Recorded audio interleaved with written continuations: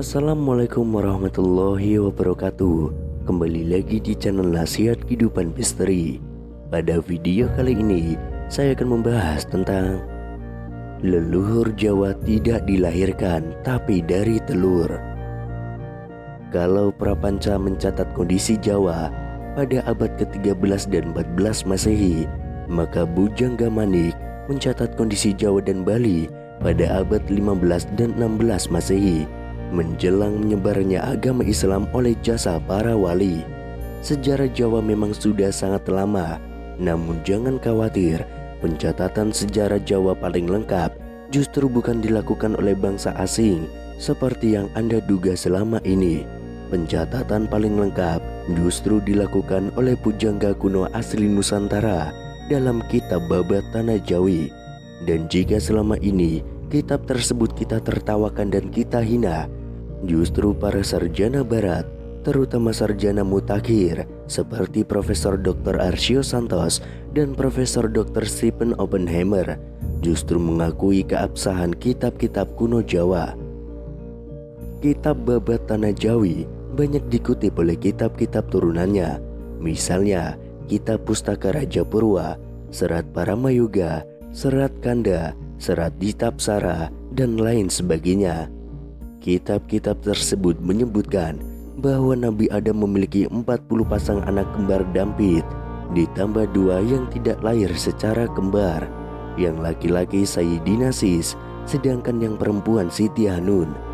Diceritakan bahwa Nabi Adam berkehendak menjodohkan anak-anak kembar dampitnya dengan cara silang. Namun Siti Hawa, istrinya, menentang dan ingin menjodohkan anak kembar dampitnya dengan pasangannya masing-masing. Alasannya sudah merupakan ketentuan takdir dijodohkan sejak dalam kandungan.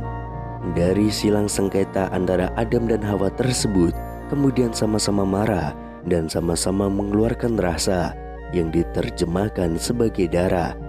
Ki Sondong Mandali sendiri menerjemahkannya sebagai dayaning urip atau daya hidup. Rasa tersebut kemudian ditempatkan dalam cupu manik, cupu yang berarti wadah, manik yang berarti inti, dan sama-sama dipanjatkan doa.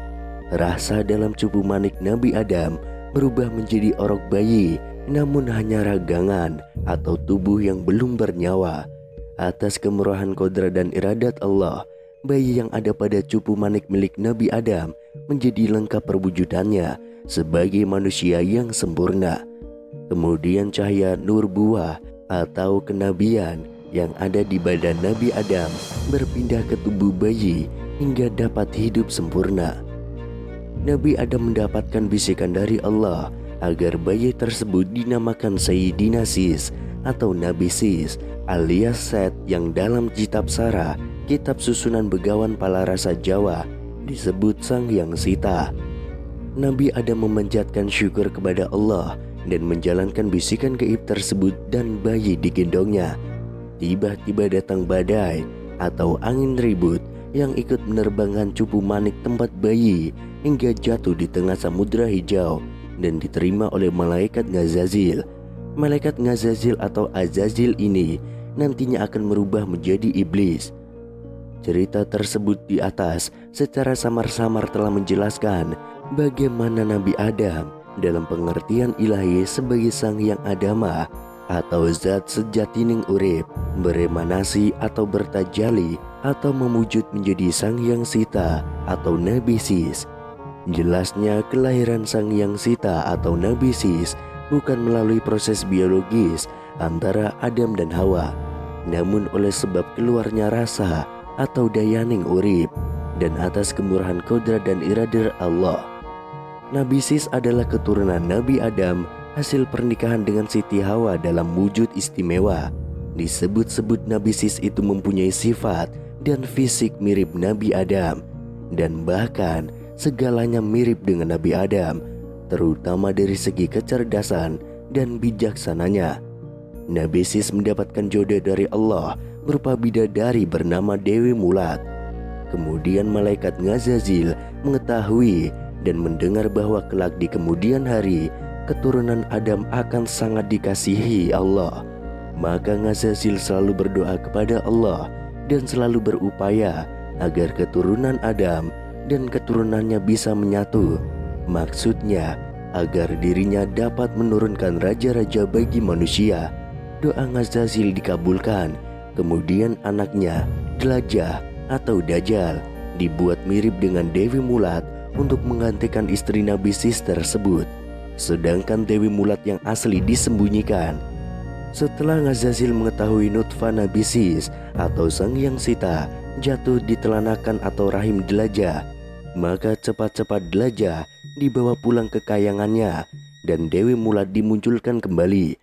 Dewi Mulat melahirkan anak kembar pada waktu Jolong Wangi atau saat matahari terbit. Yang satu berwujud bayi laki-laki dan yang satu berwujud cahaya atau nur. Pada waktu yang bersamaan, Dlajah juga melahirkan tepat saat Julung Pujut atau saat matahari tenggelam.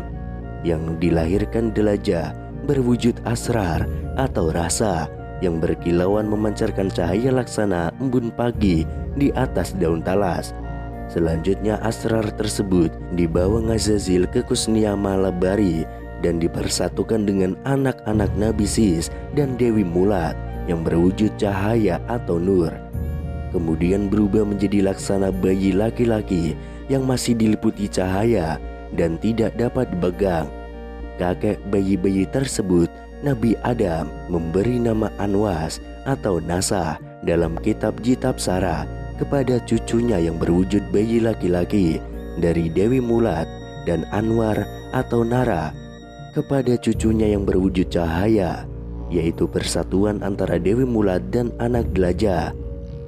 Sayyid Anwas tekun beribadah kepada Allah, sedangkan Sayyid Anwar gemar bertapa dan berkelana hingga bertemu dengan malaikat Ngazazil, kakeknya yang asli, dan berguru kepadanya. Sayyid Anwar kemudian mendapatkan berbagai ilmu kesaktian, bisa berubah sebagai laki-laki atau perempuan, bisa menghilang dan tidak kasat mata, juga bisa terbang ke angkasa dan masuk ke perut bumi. Dalam kitab Parama Yoga tidak secara jelas menguraikan tentang malaikat Ngazazil dan bagaimana ceritanya bisa punya anak bersama Dlajah.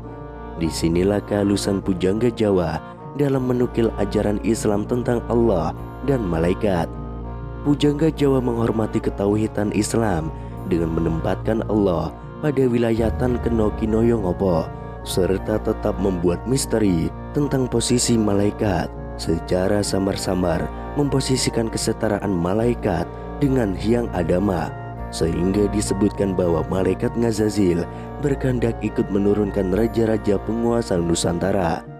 Secara tersirat menyatakan bahwa malaikat atau sebagai kuasa Allah ikut mengatur uriping mangunungso, maksudnya ikut terlibat dalam proses beremanasinya zat sejatining urip selanjutnya.